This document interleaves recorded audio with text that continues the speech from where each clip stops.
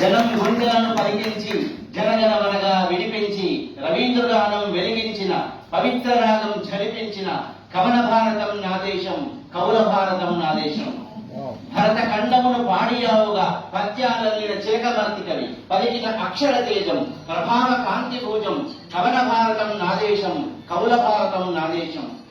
దేశమంటే మనిషే అన్న గురజాడ అడుగుజాడలో పదములు కలిసి ప్రవహించిన దేశభక్తిని పలికించిన కవన భారతం నా దేశం, కౌల భారతం నా దేశం.